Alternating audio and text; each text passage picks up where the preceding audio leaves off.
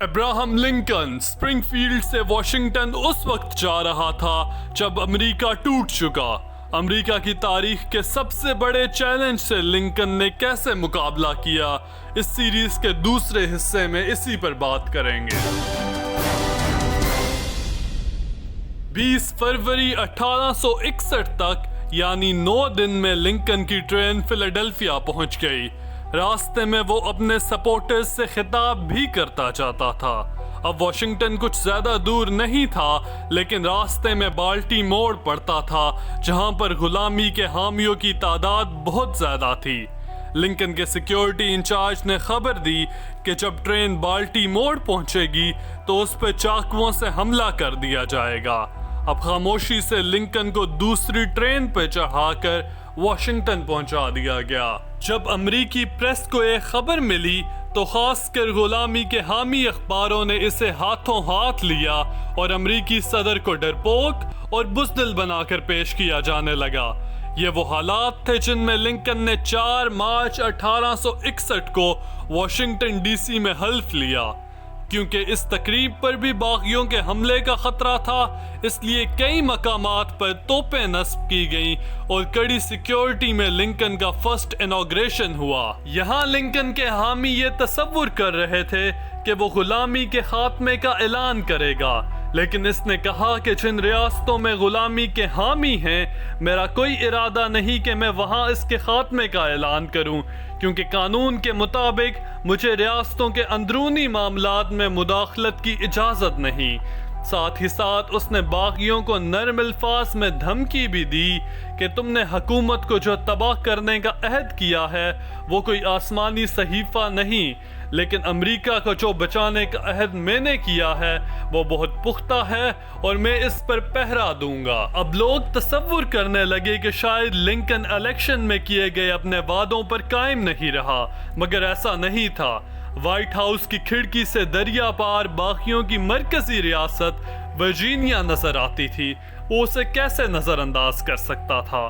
اس ریاست کا شہر رچمنڈ باغیوں کا دارالحکومت تھا اور یہیں پر باغیوں کے کانفیڈریٹس کا صدر کرنل جیفرسن بیٹھتا تھا۔ لنکن کے ووٹر سپورٹرز کا اصرار تھا کہ دریائے پوٹاماک کراس کر کے ورجینیا پر حملہ کر دیا جائے اور انہیں تہس نہس کر دیا جائے، لیکن لنکن حملے میں پہل نہیں کرنا چاہتا تھا۔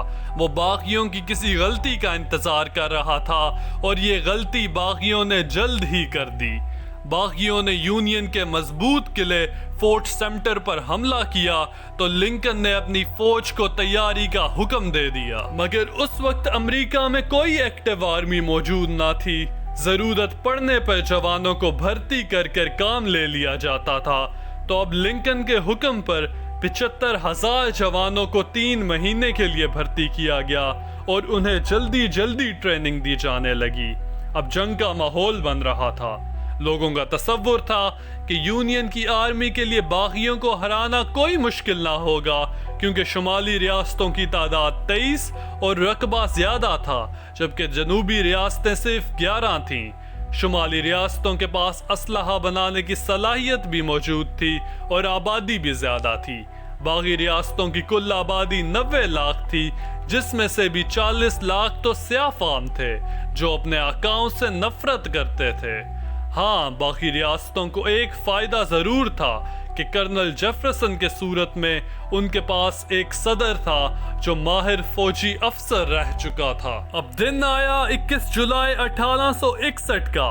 لنکن نے اپنے جنرل ارون میکڈوول کو باغیوں پر حملے کا حکم دے دیا۔ واشنگٹن کے لوگوں کے لیے یہ جیسے کوئی کھیل تماشا تھا۔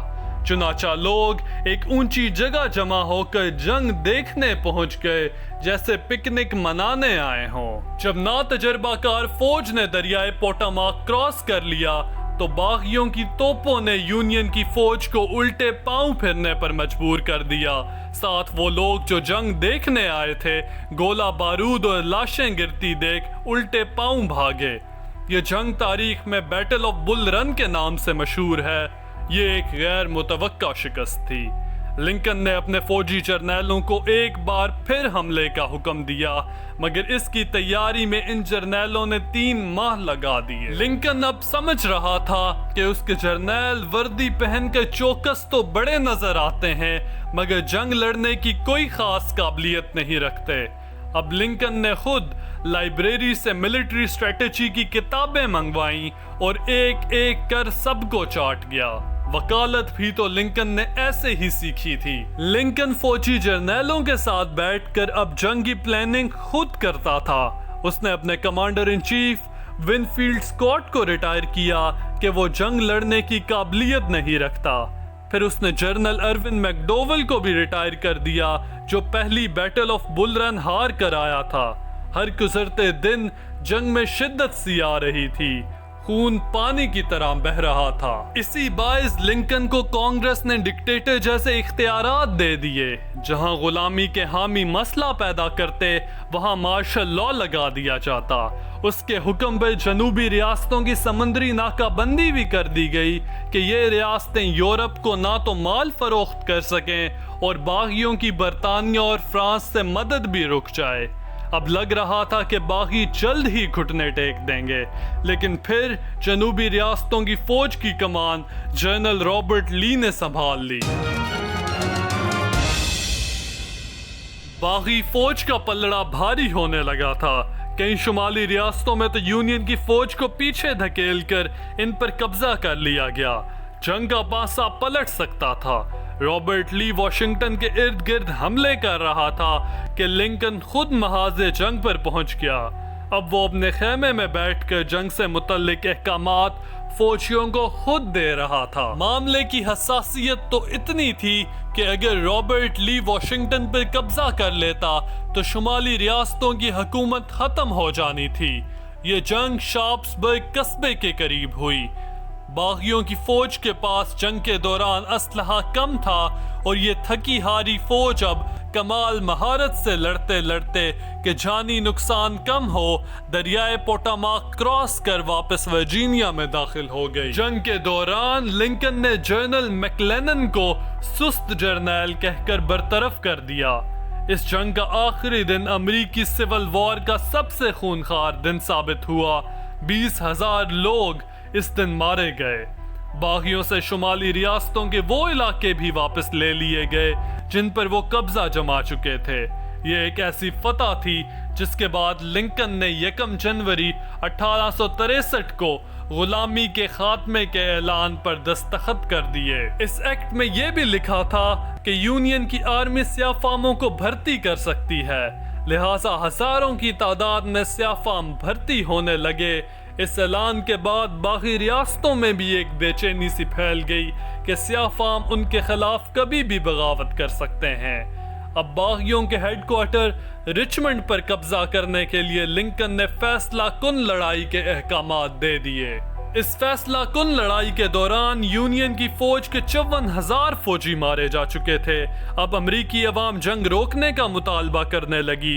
الیکشن سر پر تھا اور لنکن کے مقابلے میں وہی جنرل میکلینن جسے لنکن نے سست کہہ کر برطرف کر دیا تھا، وہ سیاست میں آ کر یہ کہہ رہا تھا کہ مجھے ووٹ دیجئے، میں صدارت میں آ کر نہ صرف جنگ ختم کر دوں گا بلکہ غلامی بھی بحال کر دوں گا۔ اس مضبوط نعرے کے جواب میں لنکن کے پاس یہی چانس تھا کہ نومبر 1864 سے پہلے وہ جنگ جیت کر عوام کو یہ باور کرائے کہ اس کی پالیسی درست سمت میں جا رہی ہے، اور ایسا ہی ہوا۔ یونین کی فوج نے رچمنڈ کے ارد گرد گھیرا تنگ کر لیا اور باغیوں کا مضبوط گڑھ اب ڈگمگانے لگا۔ لہٰذا لنکن دوبارہ الیکشن جیت کر صدر بن گیا اور آئینی ترمیم سے پورے امریکہ میں غلامی ختم کر دی گئی۔ 1 جنوری 1865 کو لنکن کا وہ خواب پورا ہوا جو اس نے 37 سال پہلے دیکھا تھا۔ اس الیکشن کے بعد باری باری باغی ریاستوں نے بھی ہتھیار ڈالنا شروع کر دیے۔ جنرل رابرٹ لی اور صدر جیفرسن نے بھی گھٹنے ٹیک دیے۔ امریکی سول وار 4 سال چلنے کے بعد اختتام کو پہنچی۔ 6 लाख लोग आपस में लड़ते लड़ते मारे जा चुके थे। इंसानों में मजीद दूरियां ना फैलें, लिंकन ने सिविल वॉर में शामिल बागियों को माफ करने का ऐलान कर दिया। यही दिन थे कि लिंकन ने एक रात ख्वाब देखा कि वो व्हाइट हाउस के जिस कमरे में जाता है वहां से रोने की आवाजें आ रही हैं। उसका 37 साल पुराना ख्वाब तो पूरा हो चुका था, तो ये ख्वाब क्या था? लिंकन को कत्ल कैसे और क्यों किया गया? उसे कत्ल करने वाले के साथ क्या हुआ और उसकी लाश को कई बार कब्र से क्यों निकाला गया? ये सब हम आपको बताएंगे इस सीरीज के तीसरे हिस्से में। सो कीप वॉचिंग, देखो सुनो समझो YouTube channel. Until the next time, Allah Hafiz।